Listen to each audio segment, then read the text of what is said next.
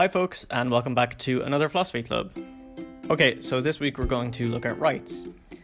First, what do you think of when you hear the word rights? Do you think of rights and wrongs? Maybe you think of human rights. Well, what about political rights or legal rights? Or what about fighting for your right to party?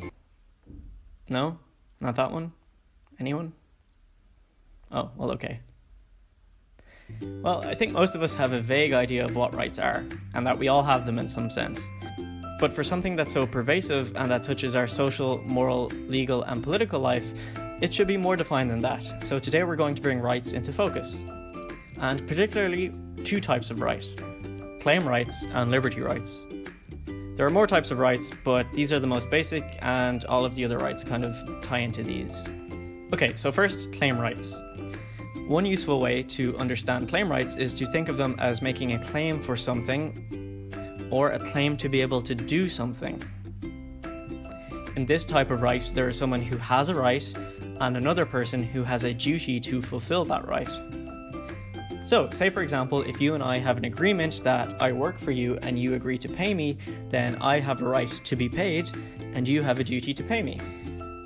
So that's one example. Can you think of any other examples that might work in this way, where someone has a right and another person has a duty to fulfill it? The second type of rights are liberty rights, or what might also be called freedom rights.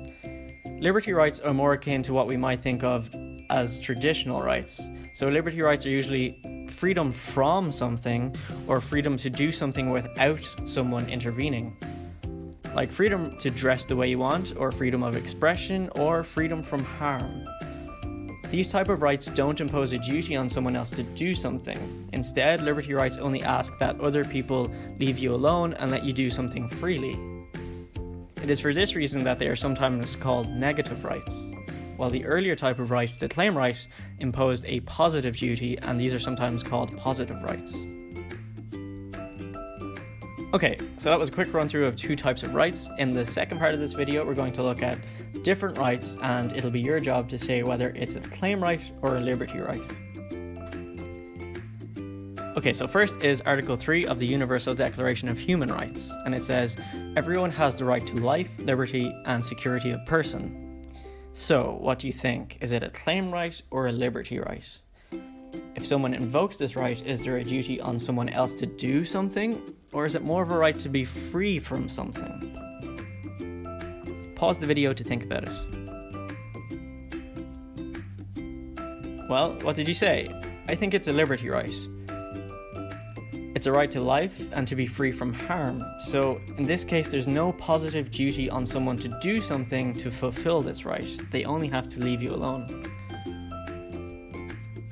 Okay, let's look at our second example. This is Article 26 of the Universal Declaration of Human Rights, and it says, everyone has the right to education. Education shall be free, at least in the elementary and fundamental stages. What about this right? Is it a claim right or is it a liberty right? Pause the video again to think about it.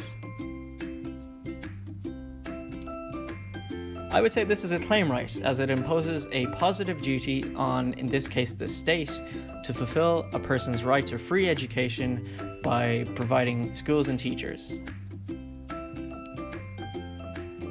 So there are kind of two examples of claim rights and liberty rights, but can you think of any other examples of your own? Can you think of an example that maybe involves both a claim right and a liberty right, or where they're not quite as clear cut? And could you list maybe 3 examples of each type of right? And then finally, there are some who argue that claim rights and liberty rights are actually quite similar and might even be the same. Take this example, the right to be free from harm. You have a right to be free from harm, and everyone else has a duty not to hurt you. So that seems straightforward enough, but what if someone does harm you? There are those whose duty it is to bring justice to the person who harmed you. There might also be those whose duty is to punish the person. If they are put in prison, there is a duty on those to maintain and upkeep the prison. And there's also those who ensure that laws are followed, and it's their duty to do that. So in this case, we go from what looks like a negative right to lots of positive duties that follow on from it. Finally, understanding rights is a key step in political theory, which is a branch of philosophy. Debates around what rights are, how they work, and the rights that we have are central to how we understand our political systems and central to how we might argue for the changes that we want. Okay, that's it for this week. I hope you enjoyed it. I'll be back again next week with more philosophy. In the meantime, take care.